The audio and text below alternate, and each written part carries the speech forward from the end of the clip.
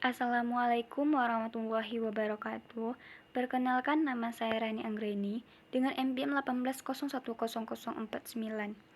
Baiklah, di sini saya akan mempresentasikan hasil penelitian proposal deskriptif saya yang berjudul Analisis Pemahaman Konsep Siswa dalam Pembelajaran Biologi pada Materi Sel, kelas 11 SMA Negeri 1 Lubuk Basung. Yang pertama yaitu tentang pendahuluan, yang mana pendahuluan terdiri dari yang pertama latar belakang masalah, yang kedua identifikasi masalah, yang ketiga batasan masalah, yang keempat rumusan masalah, yang kelima tujuan penelitian, yang keenam manfaat penelitian. Selanjutnya yang pertama tentang latar belakang masalah.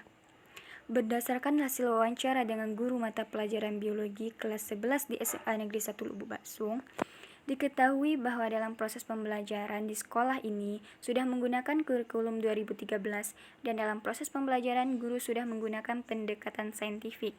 Saintifik merupakan proses pembelajaran yang mengaktifkan siswa dalam memahami konsep. Ada beberapa kendala yang dihadapi oleh guru dalam pembelajaran seperti kesalahan yang muncul dalam menganggap mata pelajaran biologi itu adalah mata pelajaran yang mengharuskan untuk dihafal sehingga biologi termasuk mata pelajaran yang membosankan. Masih ada beberapa siswa yang kurang memperhatikan ketika guru sedang menjelaskan dan hanya mencatat materi saja. Selain itu juga menyebabkan beberapa siswa yang mendapatkan nilai di bawah KKM. Hal yang harus ditekankan bahwa mata pelajaran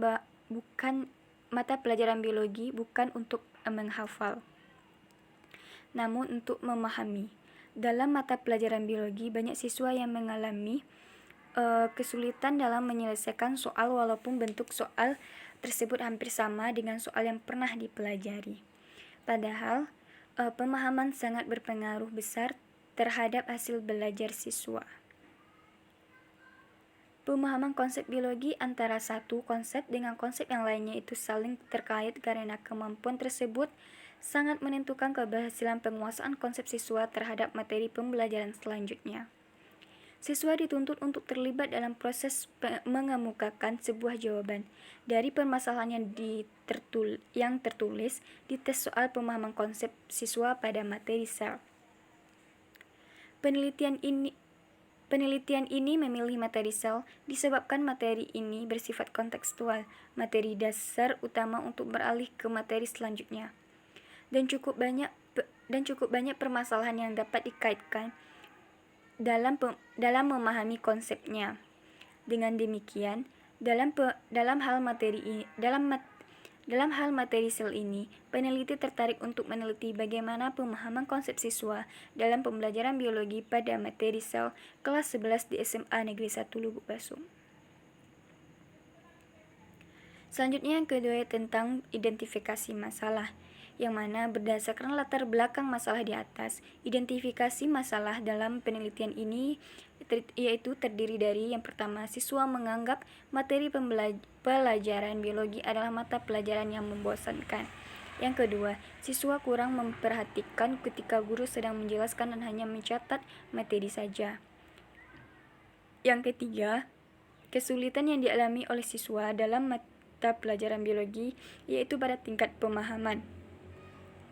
Yang keempat, sehingga menyebabkan beberapa siswa yang mendapatkan nilai di bawah KKM.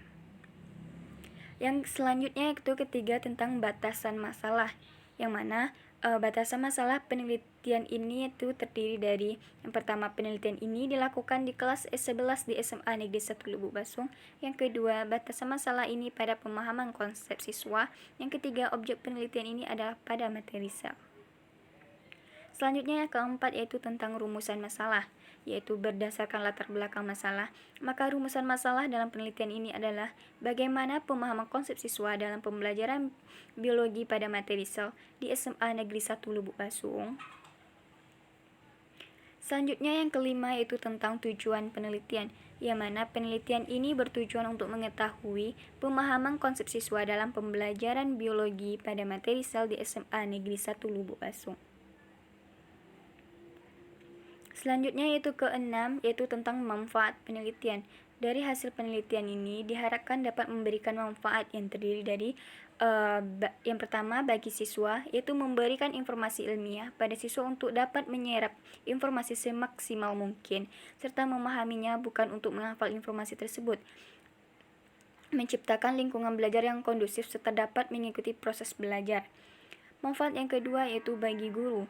Guru dapat mengetahui bahwa tidak semua siswa memiliki tingkat pemahaman yang sama dan juga sebagai bahan pembelajaran guru ketika kemampuan siswa tidak sesuai dengan harapan yang diinginkan untuk dapat memperbaiki sistem pembelajaran dan peningkatan kinerja di kelas. Selanjutnya itu manfaat bagi peneliti, yang mana mendapatkan pengalaman baru mengenai pemahaman konsep siswa dalam materi sel agar kelak penulis lain tidak salah memberikan perlakuan terhadap siswa di lapangan. Selanjutnya tentang bab 2, yang mana itu kajian pustaka, yang terdiri dari yang pertama, deskripsikan konsep, prinsip, dan teori terkait dengan variabel yang Anda teliti. Yang kedua yaitu tentang definisi operasional. Yang ketiga, tuliskan penelitian-penelitian terdahulu yang terkait dengan variabel penelitian Anda. Yang keempat yaitu tentang kerangka berpikir.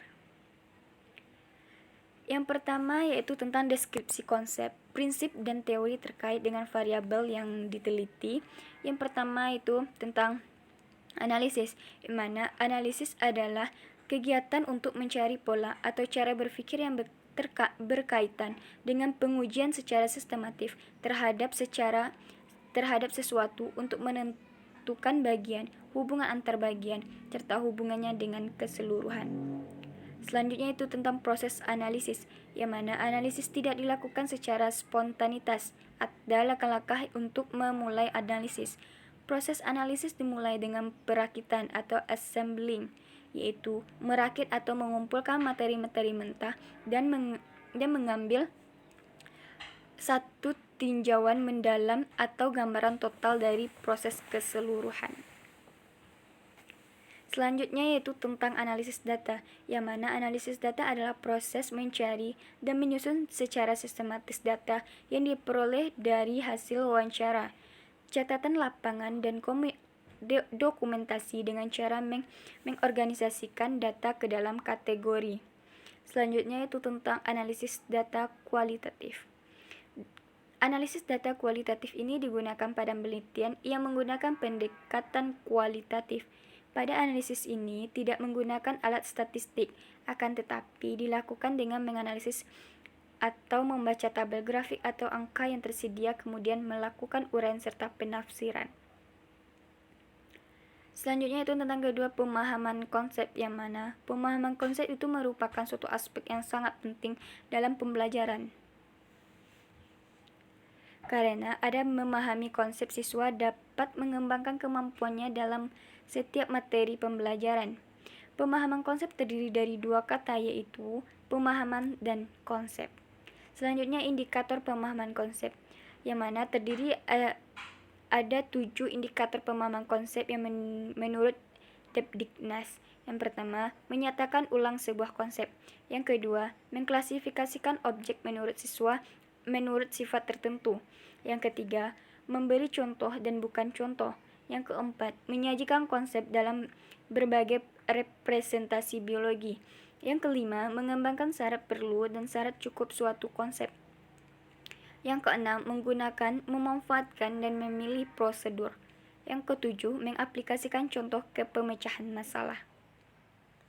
Selanjutnya yaitu tentang manfaat pemahaman konsep, yang mana pentingnya pemahaman konsep bagi proses berpikir kita, yang mana manfaat pemahaman tentang suatu konsep yaitu terdiri dari yang pertama, konsep membuat kita perlu mengulang-ulang pencarian arti setiap kali kita menemukan informasi baru. Yang kedua, konsep membuat kita membantu proses mengingat dan membuatnya menjadi lebih efisien. Yang ketiga, konsep membantu kita menyederhanakan dan meringkas informasi, komunikasi, dan waktu yang digunakan untuk memahami informasi tersebut. Yang keempat, konsep-konsep merupakan dasar untuk proses mental yang lebih tinggi. Yang kelima, Konsep sangat diperlukan untuk problem solving. Yang keenam, konsep menentukan apa yang diketahui atau diyakini seseorang. Selanjutnya yang kedua itu tentang definisi operasional, yang mana menurut Anas Sudijiono, analisis adalah kemampuan seseorang untuk merinci atau menguraikan suatu bahan atau keadaan menurut bagian-bagian yang lebih kecil dan mampu memahami hubungan di antara bagian-bagian atau faktor-faktor yang satu dengan yang lainnya. Selanjutnya, tentang menurut Sugiono, pemahaman adalah kemampuan seseorang untuk mengerti atau memahami sesuatu setelah sesuatu itu diketahui dan diingat. Dengan kata lain, memahami adalah mengetahui tentang sesuatu dan dapat melihatnya dari berbagai segi. Selanjutnya yang ketiga itu tentang penelitian yang terdahulu yang terkait dengan variabel penelitian, yang mana beberapa penelitian yang relevan dalam penelitian ini. Yang pertama, penelitian yang berjudul Analisis Pemahaman Konsep Siswa pada Materi Pencemaran Lingkungan di SMA Negeri 4 Palembang, yang mana penelitian ini bertujuan untuk mengetahui pemahaman konsep siswa terhadap materi pencemaran lingkungan di SMA Negeri 4 Palembang. Jenis penelitian ini adalah penelitian deskriptif kuantitatif. Penelitian yang kedua yaitu yang berjudul Analisis Pemahaman Konsep Siswa Materi Archaeobacteria dan Eubacteria, yang mana tujuan penelitian ini untuk mengetahui tingkat pemahaman konsep pada materi Archaeobacteria dan Eubacteria di kelas 10 MIPA di SMA Negeri 1 Percut Seituan tahun ajaran 2017-2018. Pada penelitian tersebut, terdapat hasil penelitian pemahaman konsep siswa dengan nilai tertinggi terdapat pada indikator mengklasifikasikan sebesar 86% dengan kriteria sangat tinggi, dan indikator terendah terdapat pada indikator menyimpulkan, yaitu sebesar 48% dengan kriteria sedang. Penelitian tersebut di atas sangat mendukung penelitian ini, bahwa pemahaman konsep ternyata mampu membantu peserta didik mengorganisasikan pemikiran mereka dan melakukan berbagai cara yang melakukan pemahaman yang lebih baik kepada penyelesaian masalah tersebut. Selanjutnya yang keempat yaitu tentang kerangka berpikir, yang mana kerangka berpikir yang penulis lakukan yaitu tentang yang pertama, permasalahannya dalam pembelajaran biologi materi sel. Dalam proses pembelajarannya, siswa itu kurang memperhatikan guru sedang menjelaskan pelajaran. Selanjutnya, siswa itu kesulitan pada tingkat pemahaman, yang mana beberapa siswa itu mendapatkan nilai di bawah KKM. Untuk memecahkan masalah tersebut, peneliti melakukan penelitian yaitu untuk mengetahui pemahaman konsep pada siswa, yang mana yang terdiri dari siswa itu siswa berkemampuan rendah, siswa berkemampuan sedang, dan siswa berkemampuan tinggi. Selanjutnya itu tentang bab 3 itu tentang metode penelitian, yang mana metode penelitian ini terdiri dari yang pertama, jenis penelitian dan rancangan penelitian, yang kedua, populasi dan sampel, yang ketiga, lokasi dan waktu penelitian, yang keempat, prosedur penelitian, yang kelima, teknik pengumpulan data, yang keenam, instrumen penelitian, yang ketujuh, teknik analisis data. Selanjutnya yang pertama yaitu tentang jenis penelitian dan rancangan penelitian. Jenis penelitian yang dilakukan adalah penelitian deskriptif kuantitatif. Metode penelitian ini yaitu jenis metode survei, yang mana menurut Furkan, studi jenis ini merupakan studi pengumpulan data yang relatif terbatas dari kasus-kasus yang relatif besar jumlahnya. Tujuannya adalah untuk mengumpulkan informasi tentang variabel dan bukan tentang individu. Selanjutnya yang kedua yaitu tentang populasi dan sampel, yang mana populasi dalam penelitian ini yaitu semua siswa biologi kelas 11 di SMA Negeri 1 Lubuk Basung pada tahun ajaran 2020-2021 yang berjumlah 142 orang, yang mana sampel dalam penelitian ini dilakukan dengan cara pengambilan sampel secara total sampling atau sampel yang diambil yaitu seluruh anggota populasi. Selanjutnya yang ketiga, tentang lokasi dan waktu penelitian, yang mana penelitian ini dilakukan di SMA Negeri 1 Lubuk Basung di Jalan Lindung Bulan. Waktu pelaksanaan penelitian dilaksanakan pada bulan Desember 2020 semester ganjil tahun ajaran 2020-2021. Selanjutnya yang keempat yaitu tentang prosedur penelitian, yang mana prosedur penelitian merupakan serangkaian langkah-langkah dari awal sampai akhir penelitian secara sistematis. Prosedur yang digunakan dalam penelitian ini yaitu terdiri dari yang pertama itu tahap persiapan, yang kedua tahap penyusunan instrumen peneliti dan uji coba instrumen, yang ketiga tahap pelaksanaan instrumen penelitian, yang keempat hasil penelitian, yang kelima tahap analisis dan pembahasan, dan keenam yaitu penentuan hasil. Selanjutnya yang kelima yaitu tentang teknik pengumpulan data, yang mana dalam penelitian ini teknik pengumpulan data dilakukan dengan wawancara dilakukan untuk memperoleh informasi secara langsung mengenai keadaan sekolah, bagaimana perilaku guru serta siswa dalam kegiatan belajar. Metode dokumentasi itu merupakan cara mencari data mengenai hal-hal atau variabel data. Pada penelitian ini, dokumentasi untuk mengumpulkan data yang berkenaan dengan objek penelitian. Data yang diambil seperti daftar nama siswa, daftar nilai, dan lain sebagainya. Yang mana teknik pengumpulan data menggunakan lembar soal tes pemahaman konsep. Selanjutnya yang keenam yaitu instrumen penelitian, yang mana instrumen yang digunakan pada penelitian ini adalah soal tes pemahaman konsep siswa.